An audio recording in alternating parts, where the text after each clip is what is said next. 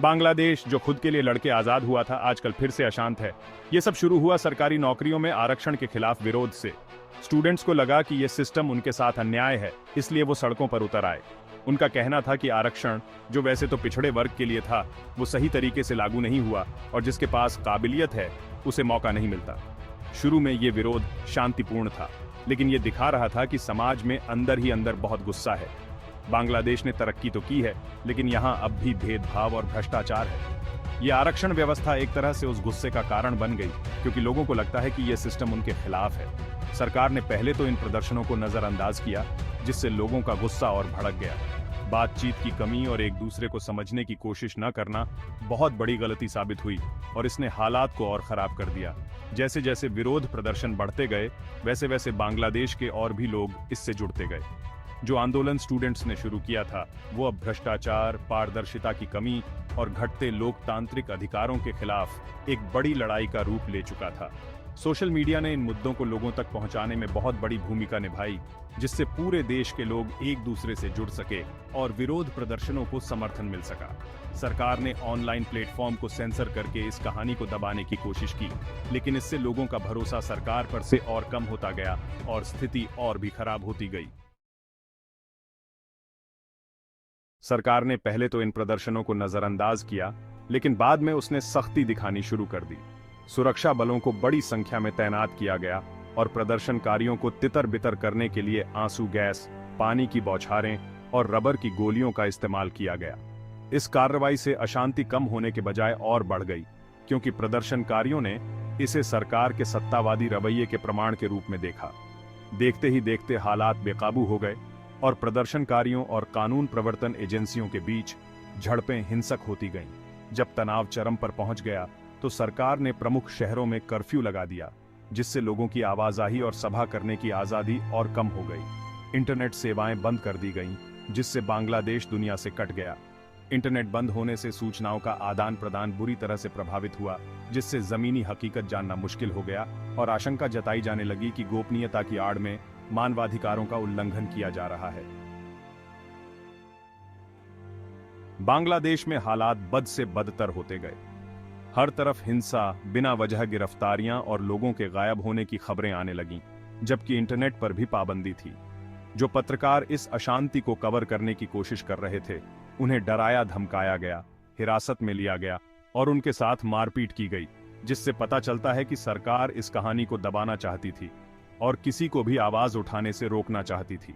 मानवाधिकार संगठनों ने बिगड़ते हालात पर गंभीर चिंता जताई और सरकार पर अत्यधिक बल प्रयोग करने और मौलिक अधिकारों का दमन करने का आरोप लगाया। हिंसा सिर्फ प्रदर्शनकारियों और सुरक्षा बलों के बीच ही नहीं हो रही थी। ऐसी खबरें भी आईं कि सरकार समर्थक गुट प्रदर्शनकारियों पर हमला कर रहे थे, जिससे हिंसा और अराजकता का दौर और बढ़ता गया।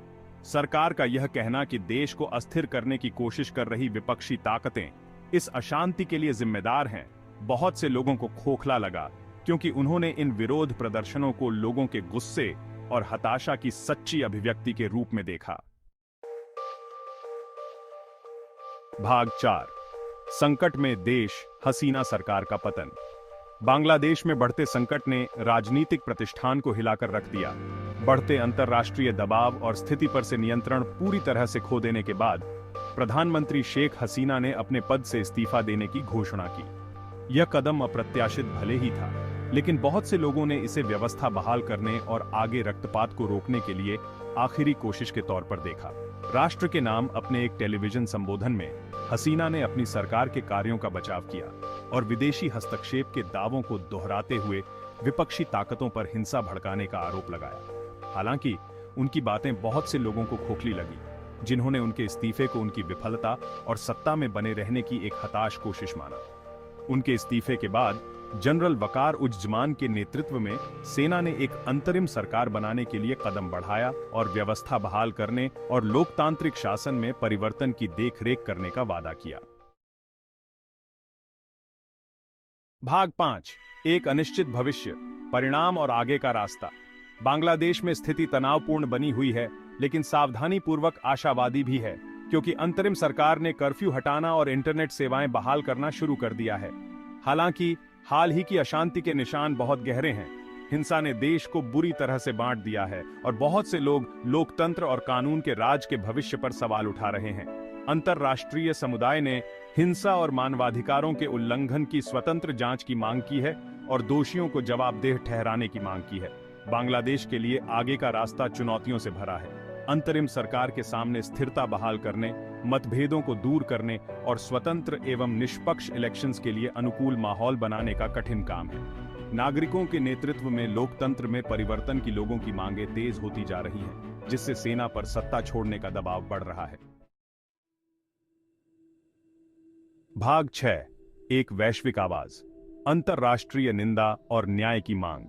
अंतर्राष्ट्रीय समुदाय ने बांग्लादेश में हुई हिंसा और मानवाधिकारों के उल्लंघन की कड़ी निंदा की है और संयम बरतने और लोकतांत्रिक मानदंडों पर लौटने का आग्रह किया है।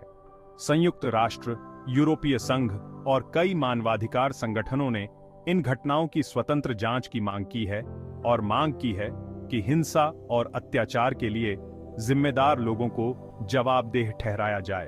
अंतर्राष्ट्रीय समुदाय ने बांग्लादेश में नागरिक समाज और अभिव्यक्ति की स्वतंत्रता के लिए सिकुड़ती जगह पर भी चिंता व्यक्त की है और अंतरिम सरकार से मौलिक अधिकारों की सुरक्षा को प्राथमिकता देने का आग्रह किया है। अब सारी निगाहें अंतरिम सरकार पर टिकी हैं कि वह लोकतंत्र और कानून के राज के प्रति अपनी प्रतिबद्धता कैसे दिखाती है। अंतर्राष्ट्रीय समुदाय समर्थन की पेशकश करते हुए भी सावधानीपूर्वक आशावादी बना हुआ है और स्थिति पर कड़ी नजर रखे हुए है। साथ ही वह नागरिक शासन में शांतिपूर्ण और समावेशी परिवर्तन की आवश्यकता पर जोर दे रहा है। बांग्लादेश का भविष्य अधर में लटका हुआ है और एक अधिक न्यायपूर्ण और न्याय संगत समाज की उम्मीद आने वाले दिनों और महीनों में किए जाने वाले विकल्पों पर निर्भर करती है।